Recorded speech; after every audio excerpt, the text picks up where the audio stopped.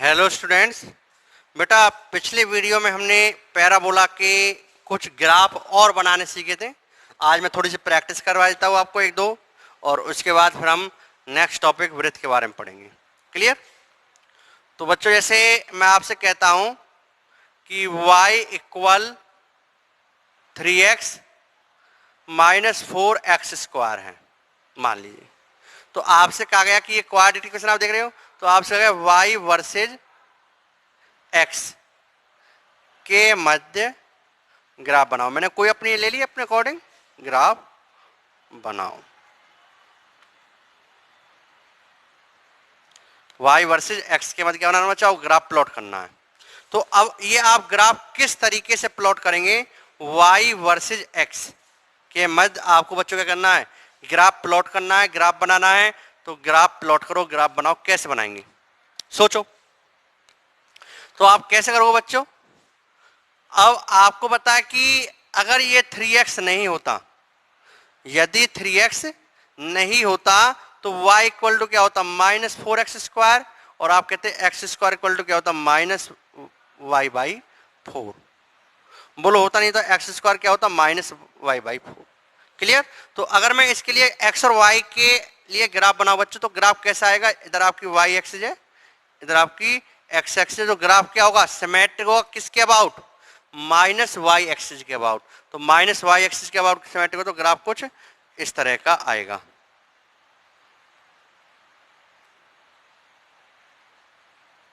Clear? पहले आप खुद ग्राफ बनाओ इसका, तब मेरा देखना आप। ठीक है? इस तरह का ग्राफ आएगा आपका। अब यहां पर आप कहोगे कि सर x, ठीक है, बट 3x तो है। तो 3x है तो जिसकी पावर 1 होती है उसको 0 पुट करो। तो आप क्या करोगे? y को 0 पुट करो। Put y equal to 0। जब मैं y को 0 पुट करूंगा तो 0 इक्वल टू कितना गया? 3x माइनस के 4x²। तो बच्चों कितना आया? 4x² equal to 3x। और x², ठीक है, तो वो ऐसे कैलकुलेट करना, x से x काट दिए। तो आप क्या करोगे? वही 0 equal to x common, 3 minus के 4x। तो यहां से x इक्वल टू 1 0 ये आ गया, और x इक्वल टू कितना आ गया बच्चों? 3/4। तो x की दो वैल्यू आएंगी, 0 और 3/4 बच्चों। क्लियर? अब आप ग्राफ बनाओगे तो ग्राफ कैसे बनाओगे बच्चों? आपकी वही ये y एक्सिस हो गई आपकी, और ये आपकी x एक्सिस हो गई। y और x एक्सिस के मध्य ग्राफ बनाना, तो x इक्वल टू 0 यहां पर है, और x इक्वल टू 3/4 यहां पर है। ठीक है, 3/4 यहां पे x इक्वल टू 3/4। यहां पर बच्चों x इक्वल टू आपका 0 है, और मुंह किधर खुल रहा है बच्चों? नीचे की ओर। तो आपको नीचे के मुंह खोलना है। तो कुछ ग्राफ, और इन पॉइंटों से क्या होगा? ग्राफ पास होगा इस तरीके से।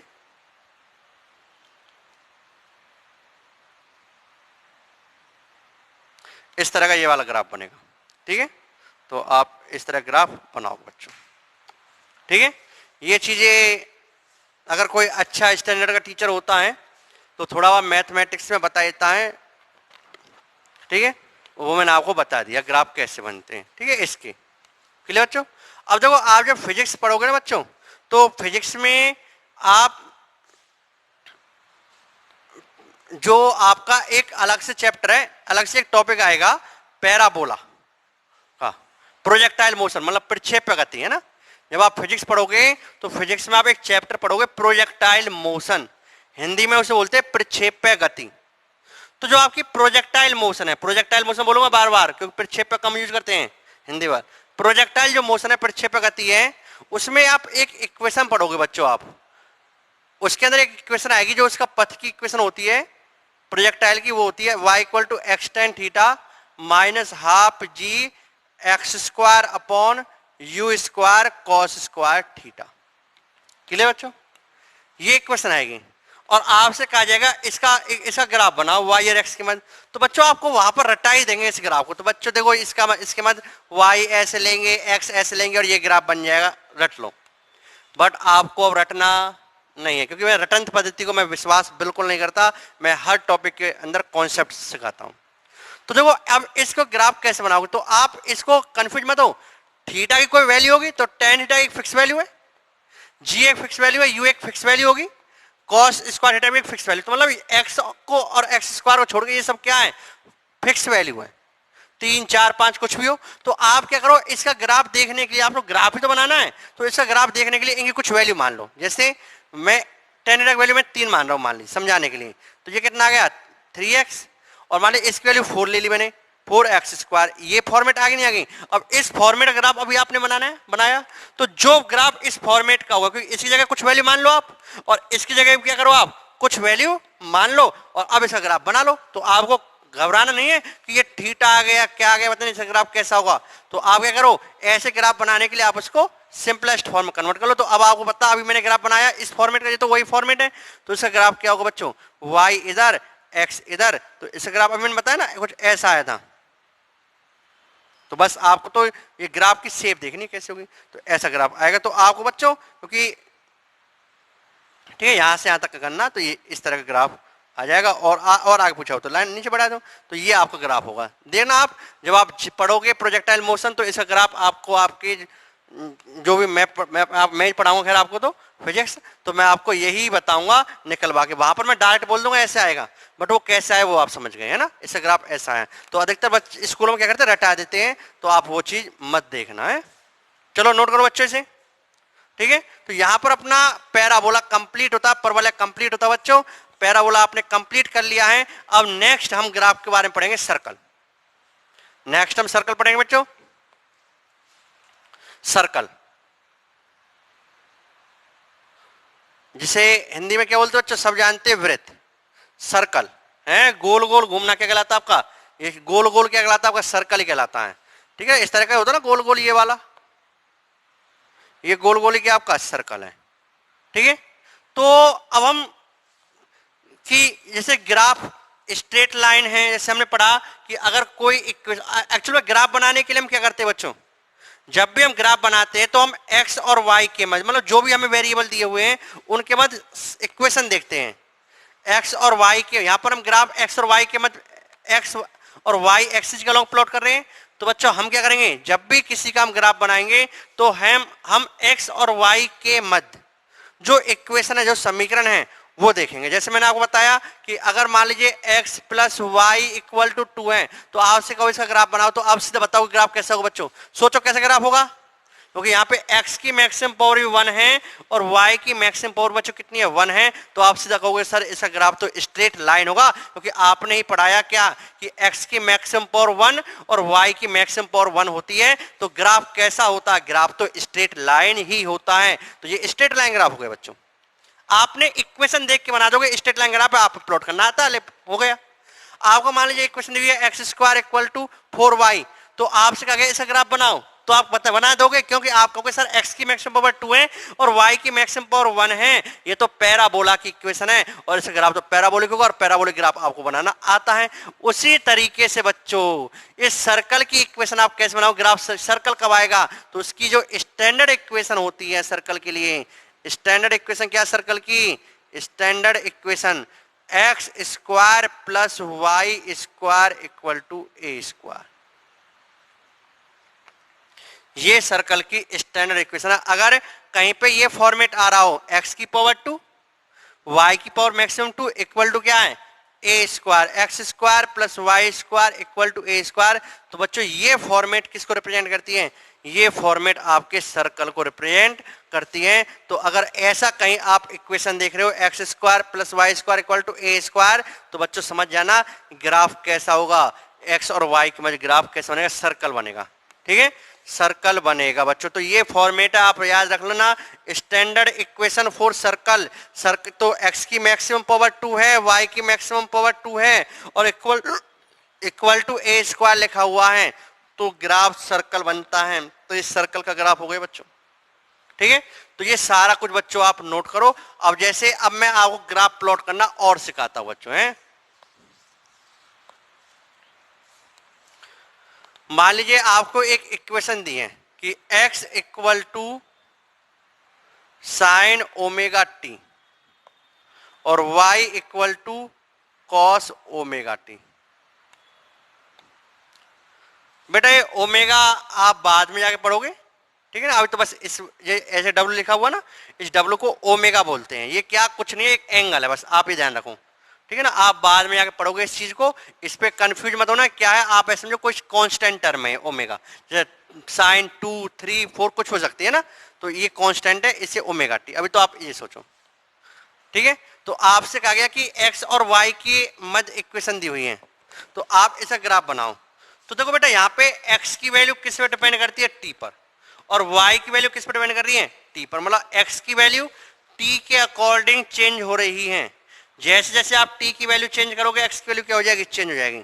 इसमें भी टी की वैल्यू के अकॉर्डिंग क्या हो रही है, वाई की वैल्यू क्या हो रही है, चेंज हो रही है। जैसे जैसे आप टी चेंज करोगे क्या होगा, वाई की वैल्यू भी क्या होती जाएगी बच्चों, चेंज होती हुई जाएगी। ठीक है, एक्स चेंज हो रहा टी के अकॉर्डिंग, वाई चेंज हो रहा किसके अकॉर्डिंग, टी के अकॉर्डिंग। और आपसे कहा गया ग्राफ बनाओ किस किस के बीच में, ग्राफ प्लॉट करो किस किस के बीच में बच्चों, एक्स और वाई के बीच में। अब ये ग्राफ हम एक्स और वाई के बीच में किस तरह प्लॉट करेंगे ये आपको सोचना। तो ध्यान रखना बच्चों, देखो ये जो तरीका है, जब आपको कहीं भी ऐसी इक्वेशन दी हो जिसमें एक्स की वैल्यू टी पर डिपेंड करती हो, वाई की वैल्यू टी पे डिपेंड करती हो, और आपको ग्राफ बनाना हो, तो उसका आपको ग्राफ बनाने के लिए क्या तरीका होता है, आपको पता, ग्राफ हम केवल तब ही बना सकते हैं, ध्यान रखना बच्चों, ग्राफ हम केवल तब ही बना सकते हैं जब हमें एक्स और वाई के मध्य संबंध पता हो। अब इससे क्या पता चल जाए कि एक्स और वाई के मध्य क्या संबंध है, तो एक्स और वाई के मध्य संबंध पता करने के लिए मुझे, ठीक है, ग्राफ बनाने के लिए मुझे एक्स और वाई के मध्य क्या निकालना पड़ेगा, संबंध निकालना पड़ेगा। और संबंध अब निकालते कैसे हैं, तो एक्स और वाई के मध्य संबंध कैसे निकालते हैं, तो आपको किसी भी तरीके से टी को एलिमिनेट करना होता है, इस वाली टी को हटाना होता है, इस वाली टी को हटाना होता है, और केवल इक्वेशन एक्स और वाई की टर्म में ही आने चाहिए। तो अब ये सोचने का तरीका आप पे डिपेंड करेगा, ये आपके आईक्यू पे डिपेंड करेगा, आपके माइंड पे डिपेंड करेगा कि आप किस तरह सोचते हो और एक्स और वाई के मध्य संबंध निकालते हो। तो देखो यहां से आपको कैसे सोचोगे, यहां से एक्स और वाई, मतलब आपको ये टी हटाना है और एक्स और वाई के बीच में संबंध निकालना, तो आप कहोगे कि हम लोगों ने एक इक्वेशन पढ़ी हुई है, sine square theta plus cos square theta equal to क्या होता है 1। ठीक है, हम लोगों ने क्या इक्वेशन पढ़ी है कि sine square theta plus cos square theta क्या होता है आपका 1 होता है। तो अब मैं तभी इसका ग्राफ बना सकता हूं। तो साइन स्क्वायर थीटा कितना बच्चों यहाँ पे, omega t, plus cos square theta क्या आपका cos square omega t equal to कितना 1। Sine square omega t plus cos square, यहाँ पे ऐसे करोगे sine square omega t plus cos square omega t क्या होगा आपको 1 होगा, ये वाला फॉर्म लगा सकते हो। तो यहाँ से साइन ओमेगा टी की वैल्यू कितनी रख दी, एक्स, ये लिख दो, x square, cos omega T की वैल्यू क्या लिख दी, वाई, तो वाई स्क्वायर इक्वल टू क्या आ गया 1। तो एक्स और वाई के मध्य संबंध आ गया। अरे ये तो एक्स की पावर 2 वाई की पावर 2 और इक्वल टू 1, तो ये तो सर्कल का इक्वेशन है। ये तो किसकी इक्वेशन है, ऐसी इक्वेशन तो सर्कल की है। तो ये स्टैंडर्ड इक्वेशन है किसकी बच्चों, सर्कल की। तो इसका मतलब एक्स और वाई के मध्य जो ग्राफ होगा वो कैसे होगा, सर्कल। और यहाँ पे जो ये 1 होता है ना, इसका जो ऐसे मैंने एक्स स्क्वायर में इक्वेशन क्या बताई थी, x square plus y square equal to a square, circle की मैंने ये स्टैंडर्ड इक्वेशन बताई हुई है आपको। बेटा सर्कल की स्टैंडर्ड इक्वेशन क्या होती है, x square plus y square बराबर ए स्क्वायर। यहां पे ए कहलाती है सर्कल की रेडियस, वृत्त की त्रिज्या। ये क्या कहलाएगी, ए कहलाएगी सर्कल की रेडियस, हिंदी में क्या बोलेंगे इसे, वृत्त की त्रिज्या कहलाएगी बच्चों। तो ये ए त्रिज्या, तो यहां पे त्रिज्या कितनी होगी 1। तो आप एक, ये सेंटर होगा इसमें मूल बिंदु, और आप एक वृत्त खींच दोगे कैसे, इस तरह का, ठीक है, जिसकी रेडियस कितनी 1 है। तो ये वाला ग्राफ बनेगा किसके बीच में, एक्स और वाई के बीच में बच्चों, ये वाला ग्राफ बनेगा। तो आपका जो ग्राफ होगा वो कुछ इस तरह का होगा। ठीक है, इधर आप y मान लीजिए, इधर आप x मान लीजिए, और ये ग्राफ आप बना सकते हो। बोलो बच्चों आपको समझ में आया या नहीं आया, आ गया होगा। तो ग्राफ कैसे बनाते हैं, तो ठीक है, इस तरीके से आप x और y के बीच में क्या करेंगे बच्चों, ग्राफ प्लॉट करोगे। तो यहां तक की सभी चीजें आप नोट कीजिए। चलो मैं एक दो क्वेश्चन और लेता हूं आपको। मान लीजिए मैं आपसे कहता हूं, चलो कोई, अब मैं आपको कोई भी ग्राफ बनाने, तो सर्कल के लिए हो गया, मैं आपको कोई, जैसे मैं आपको रिलेशन देता हूं x इक्वल टू 3t और y equal to t square. तो आपसे कहा गया कि x और y के मध्य रिलेशन बताओ। x की वैल्यू t की टर्म में दी हुई है, y की वैल्यू भी आपको t की टर्म में दी हुई है, मतलब x t पे डिपेंड करता है, y t पे डिपेंड करता है, बट इसका ग्राफ बताना आपको। तो कैसे बनाओगे इसका ग्राफ? सीखो बच्चों, इसका ग्राफ बनाना कैसे सीखेंगे। तो आपको मैंने क्या तरीका बताया, ये सब चीजें फिजिक्स में आती है, स्कूल में नहीं सिखाई जाती ये सब चीजें, पहले कह रहा हूं मैं। आपको अब ऐसा लगेगा कि पता नहीं ये मास्टर क्या पढ़ा रहा है, बट ये मास्टर जो पढ़ा रहा है इसका रहस्य जो मेरे से फाउंडेशन पढ़ चुके हैं ना बच्चे, उनको पता है कि मास्टर क्या पढ़ा रहा है। ठीक है, ये वो चीजें हैं जिनसे आपकी अच्छी अच्छी प्रॉब्लम सॉल्व होंगी बाद में फिजिक्स जब आप पढ़ोगे। तो ये चीजें आपको अच्छी तरह से समझ में आनी चाहिए। एक एक चीज देख लेना कि कैसे मैं सॉल्व करता हूं। तो आपसे कहा गया कि x की वैल्यू इस तरह चेंज हो रही है, y की वैल्यू इस तरह चेंज हो रही है, x और y के बीच में ग्राफ प्लॉट करो, क्या होगा, कैसा ग्राफ बनेगा x और y के बीच में। तो आपको मैं ग्राफ प्लॉट करना सिखाया, तो मैं क्या कहूंगा कि x और y के मध्य ग्राफ प्लॉट करने के लिए आपको t को हटाना पड़ेगा, और t को हटाने का तरीका आपके दिमाग पे डिपेंड करेगा कि आप किस तरह सोच पाते हो बच्चों। तो इसमें आप t को कैसे हटाओगे बच्चों, सोचो आप कैसे हटाओगे t को। तो आप देखो यहाँ पे तो मैंने कैसे सोच लिया t को हटाने के लिए, मुझे पता है कि इसका स्क्वायर प्लस इसका स्क्वायर इक्वल टू 1 होता है, तो यहाँ से वैल्यू रख दी। इसको कैसे करूंगा, यहाँ पे मैं करूंगा t की वैल्यू निकाल, तो t इक्वल टू कितना आपका x/3 ये निकाल ली, और t की वैल्यू किस में रख दो, इस वाले इक्वेशन में रख दो। जब मैं t की वैल्यू इस वाले इक्वेशन रखूंगा क्या आएगा, y इक्वल टू t जगह रख दी मैंने x/3 का स्क्वायर, तो बच्चों क्या आ गया y इक्वल टू x²/9।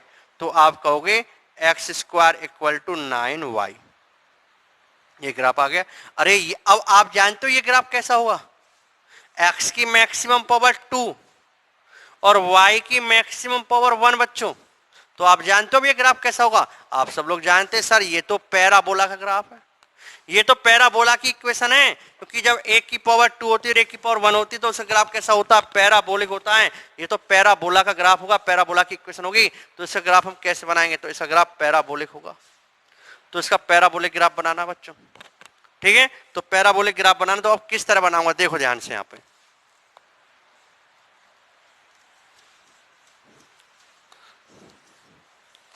बनाते हैं पैराबोला की ग्राफ।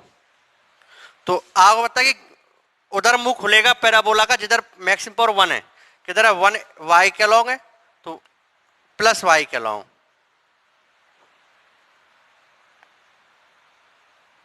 y और ये x, ये ग्राफ हो गया बच्चों। तो इस तरीके से आप ग्राफ बनाना सीख सकते हो बच्चों, है ना।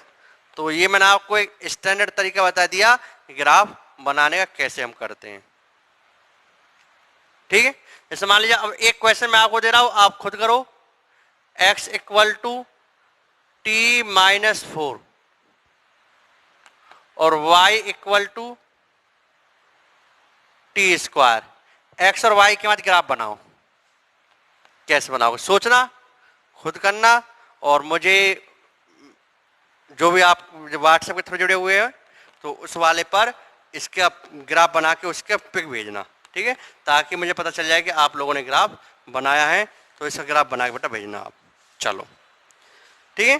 तो सर्कल की इक्वेशन मुझे देनी थी, वो आपको मैंने दे दी, बस अब आपको, ठीक है, एक लास्ट और ले लेते हैं, आपके ग्राफ कंप्लीट हो जाएंगे, फिर हम नया चैप्टर चालू, नया टॉपिक चालू करेंगे। तो एक आपकी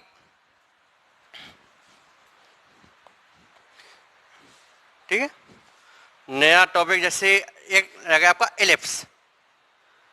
एलिप्स, अंडा देखा आपने, अंडा, ठीक है, अंडा सबने देखा होगा। तो जो अंडे वाली शेप होती है ना, अंडे वाली शेप, उसे ही क्या बोलते हैं, एलिप्स, अंडाकार। हिंदी में क्या कह सकते हैं इसको, अंडाकार। और इसका दूसरा नाम है हिंदी में दीर्घवृत्ताकार, दीर्घवृत्ताकार, दीर्घवृत्त बोलते हैं ना, एलिप्स को ना दीर्घवृत्त, एलिप्स। तो बेटा जो एलिप्स होती है इसकी जो स्टैंडर्ड इक्वेशन होती है,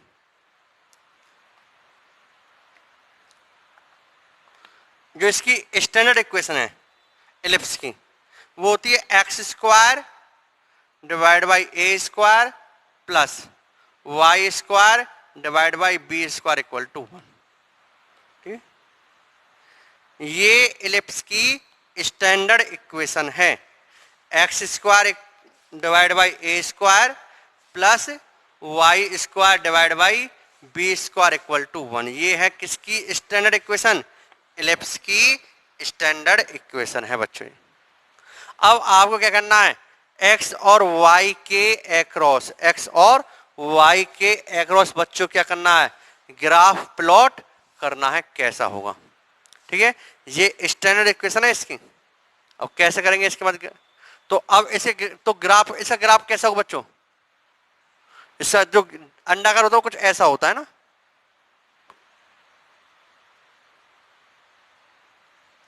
इसका ग्राफ कुछ इस तरह का होगा।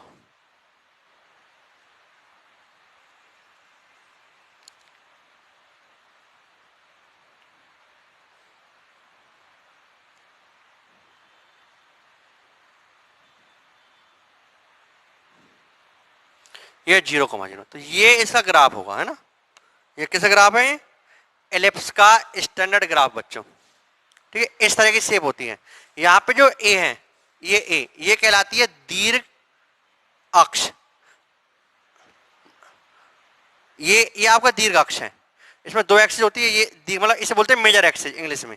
आप इंग्लिश में याद रखो बच्चों, मेजर एक्सिस ये कहलाती है आपकी मेजर एक्सिस, मुख्य अक्ष, दीर्घ अक्ष। और ये आपकी माइनर एक्सिस,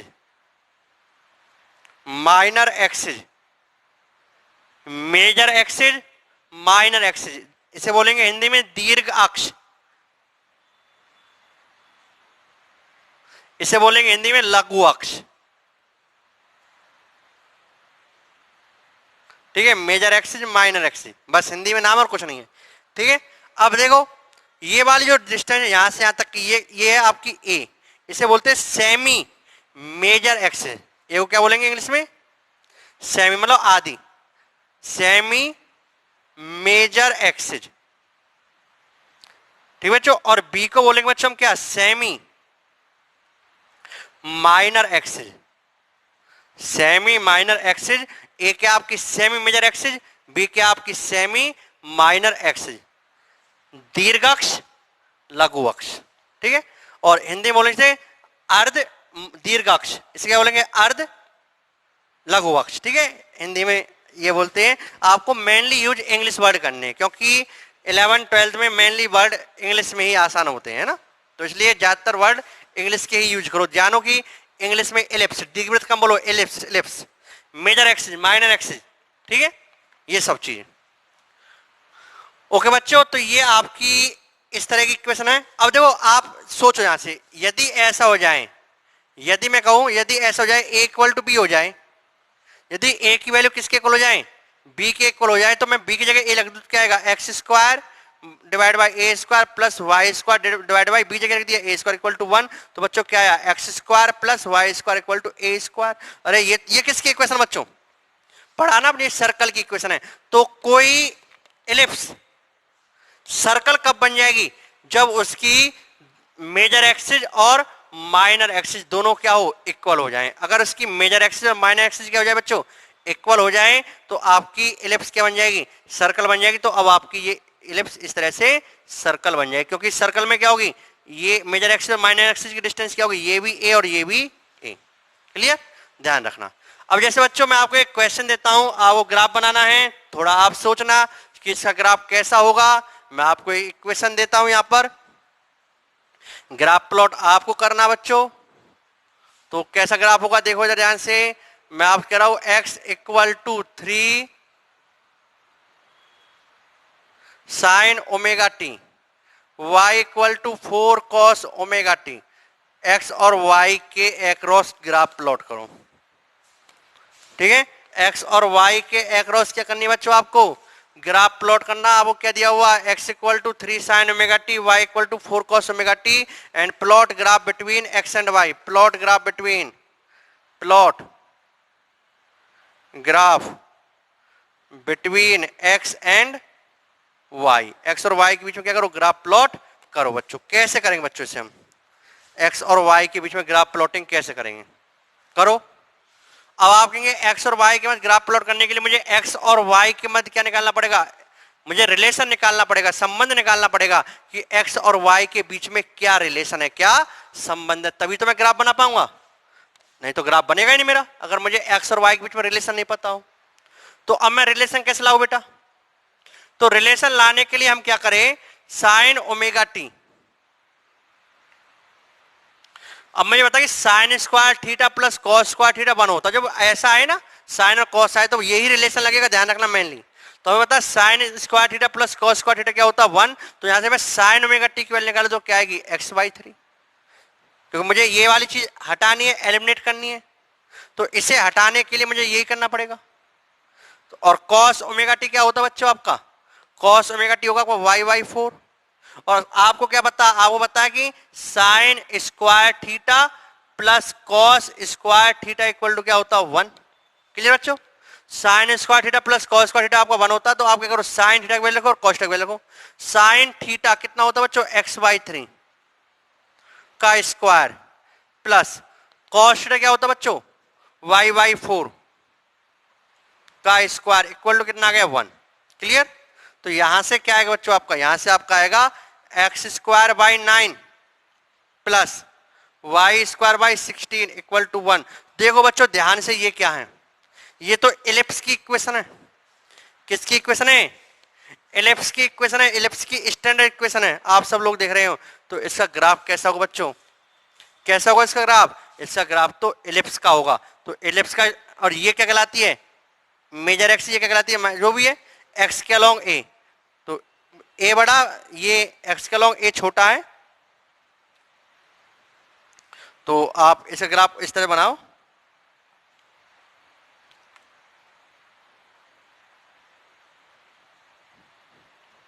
तो ये ग्राफ इसका अलोंग ऐसे बनेगा ना।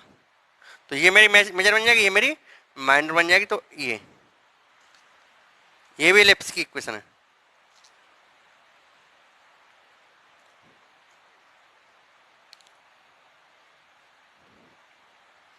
थोड़ा सा ढंग से बना लेना आप, ठीक है।